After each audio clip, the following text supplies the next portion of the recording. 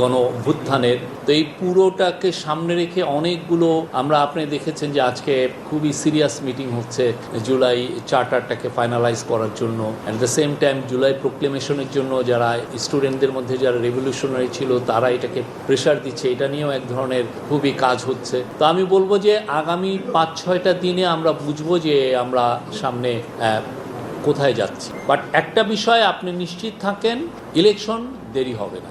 Election professor Yunus যেই সময় বলেছেন তার থেকে একটা দিন দেরি হবে না।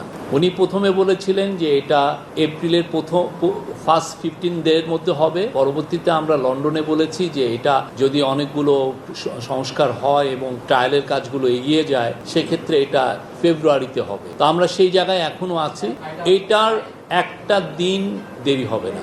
ইলেকশন কোনো নো ম্যাটার কি যাই হোক না কেন, চার্টার বা প্রোক্লেমেশন যাই হোক না কেন, যেটা যেভাবেই চার্টারটা অ্যাডপ্টেড হোক না কেন, এইটার ইম্প্যাক্টে যে ইলেকশনে পড়বে, ইলেকশন তার মতো সময় মতো হয়ে যাবে, এইটুকু আমরা বলতে পারি। এবং এই বিষয়ে প্রফেসর ইউনূস খুবই দৃঢ়ভাবে এই তার অবস্থানে, এবং এটা পুরো ক্যাবিনেটেরই এখানে দৃঢ় অবস্থা। সুষ্ঠু নির্বাচনের জন্য কোনো কিছুই বাধা হবে না। সুষ্ঠু নির্বাচন আপনি যদি দেখেন, এটা বাংলাদেশের পিপলের যদি পার্টিসিপেশন থাকে কোনো কিছু বাধা না। আগে তো পিপলের পার্টিসিপেশনটা ইনশিওর করা হয় না, তার আগে এই রাতের বেলায় ব্যালটছে, কিন্তু মানুষ যখন জানবে যে ফ্রি অ্যান্ড ফেয়ার ইলেকশন হচ্ছে তখন মানুষই প্রোটেক্টিভ শিল্ড হিসাবে কাজ করে। আপনি আমাদের 47,000 হচ্ছে নির্বাচনী কেন্দ্র, তার মধ্যে কয়টা পুলিশ অফিসার আমি দিতে পারবো, কয়জন পুলিশকে আমি দিতে পারবো, কয়জন আনসারকে দিতে পারবো? হ্যাঁ, কোনো দেশেই তো আনলিমিটেড রিসোর্স নেই, একটা দেশের কতজন পুলিশই বা থাকে। তো এটার জন্য যখন নির্বাচনগুলো হয়, যখন দেখেন যে আমাদের সেই